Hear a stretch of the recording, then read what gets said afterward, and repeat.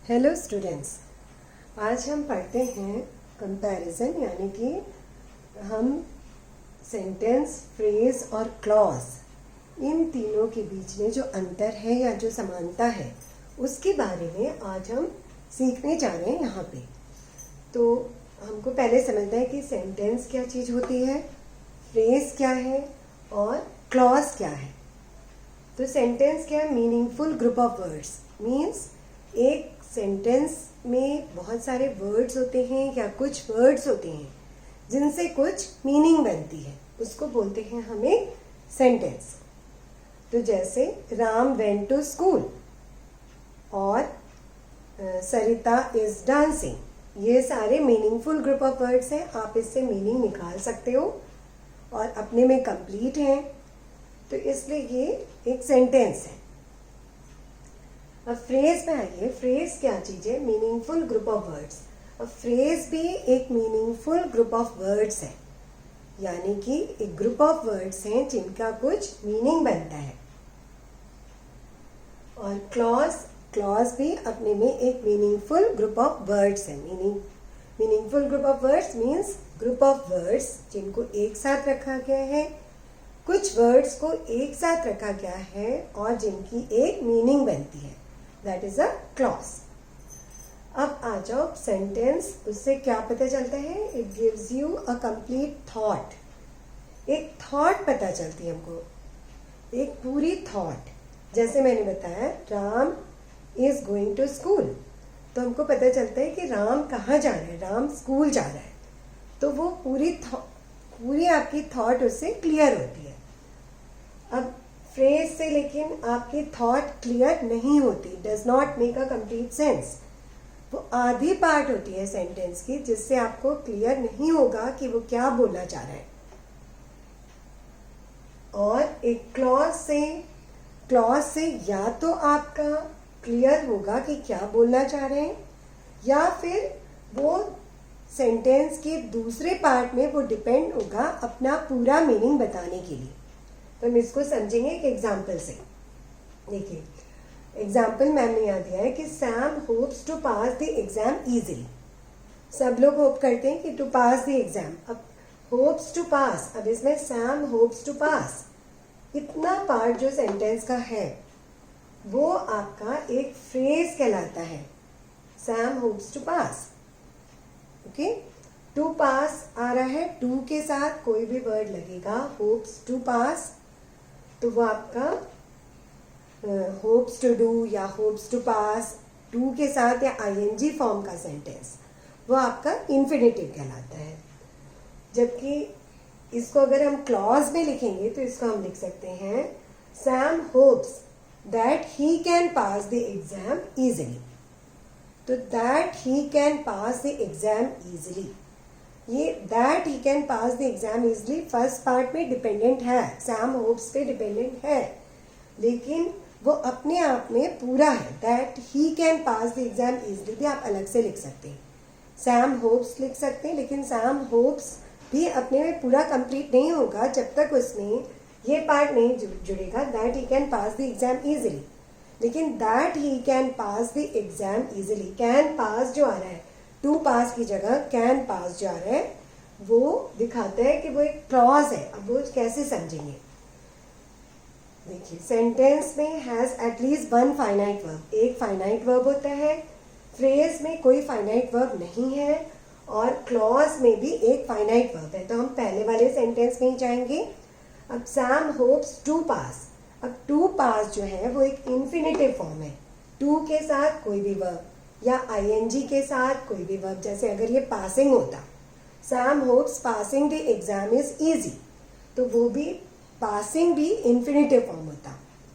और अगर हम बोलते हैं Sam hopes that he can pass, can pass जो लगा है वो आपका फाइनाइट वर्ब है।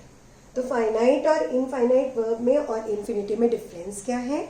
फाइनाइट वर्ब यानी कि एक वर्ब जो कि पर्सन और नंबर के साथ चेंज होता है, माने कि उसका एक टेंस होता है, वो टाइम के साथ चेंज होगा और नंबर के साथ कितने लोगों ने इन्वॉल्व थे उस सेंटेंस में, उसके साथ भी वो चेंज होता है।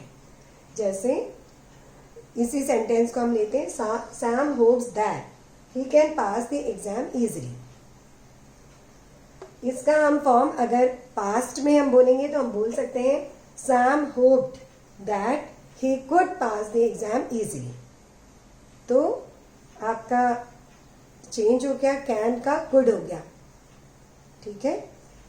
और आपका अगर इसको फ्यूचर फॉर्म में तो आपका ऑलरेडी है होप्स टू पास, या आप लिख सकते हैं Sam hopes that he will pass the exam easily. तो कैन, कुड, विल, ये आपके डिफरेंट फॉर्म्स आए हैं, लेकिन यहाँ पे आपका टू पास ही है, तो फिर इसमें चेंज नहीं है। आप इसको एक दूसरे सेंटेंस ही इजली मैं आगे इसको समझाऊंगी। सो इसमें आपका समझ लीजिए कि फाइनाइट वर्ब होता है क्लॉज में, सेंटेंस में भी एक फाइनाइट वर्ब है, जबकि एक फ्रेज में कोई फाइनाइट वर्ब नहीं होता, जबकि इन्फिनेटिव होता है। आईएनजी फॉर्म, जेरेंड फॉर्म या टू फॉर्म्स, इन्फिनेटिव्स, जेरेंड्स, ये सारे होते हैं आपके फ्रेज में। अब sentence has a subject and a predicate. इसमें सब्जेक्ट भी होता है, प्रेडिकेट भी होता है।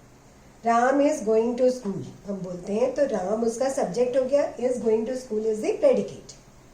अब फ्रेज में कोई सब्जेक्ट और प्रेडिकेट नहीं होता, जैसे Ram is going to school, इसमें is going to, is going, ये पार्ट आपका फ्रेज हो जाएगा जिसका अपना कोई सब्जेक्ट या प्रेडिकेट नहीं है।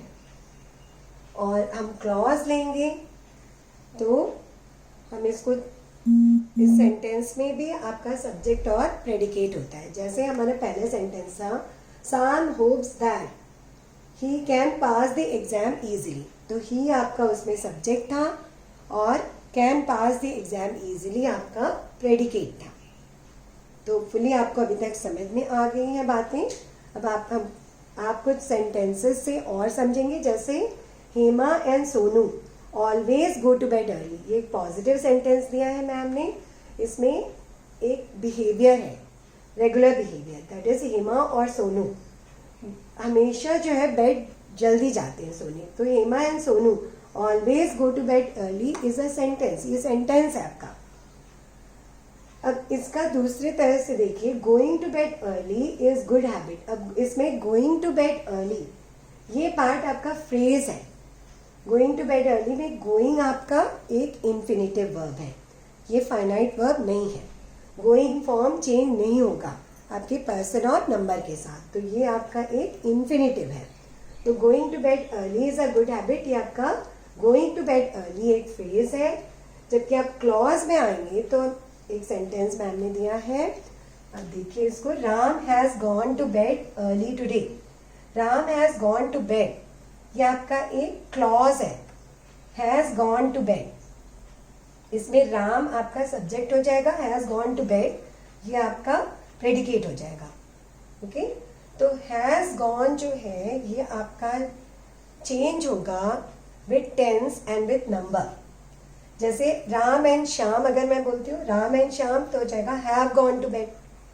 अगर मैं बोलती हूँ इसको राम हैड गॉन, क्योंकि ये हो चुका है, तो Ram had gone to bed early yesterday, ऐसे भी मैं बोल सकती हूँ, तो पास्ट फॉर्म में यूज कर रही हूँ।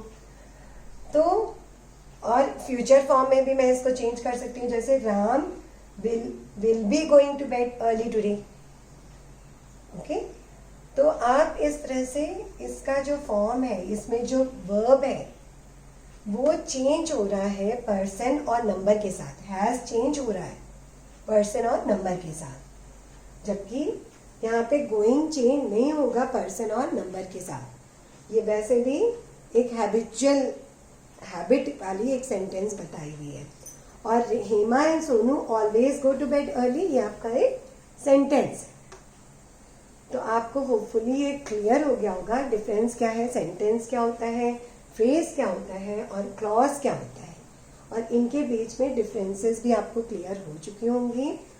और आप इसमें और सेंटेंसेस का यूज़ करके आप इसका प्रैक्टिस में ला सकते हैं। एंड होप करती हूँ कि आपके लिए यह हेल्पफुल रहा वीडियो। आप इसको दोबारा देख करके और क्लियरली समझ सकते हैं। और अगर आपको ये वीडियो अच्छा लगे तो इसमें कमेंट्स कीजिए और आपको क्या और एक्सपेक्टेशन है मैम से उसको भी लिखिए। और आपको अगर वीडियोस जो इस चैनल में हैं अच्छी लगती हैं तो आप सब्सक्राइब कर सकते हैं चैनल, और उसके बाद बेल आइकन दबा के आपको नोटिफिकेशंस मिलती रहेंगी, क्योंकि मैम लॉकडाउन पीरियड में बहुत सारे वीडियोस डाल रहे हैं जो कि इंग्लिश में, हिंदी में और इंग्लिश में और हिंदी में दोनों आपकी साइंस, मैथ्स और इंग्लिश समझाई जा रही हैं। तो आप समझ सकते हैं और आपके नोटिफिकेशंस लगातार मिलते रहेंगे। So thank you, have a nice day.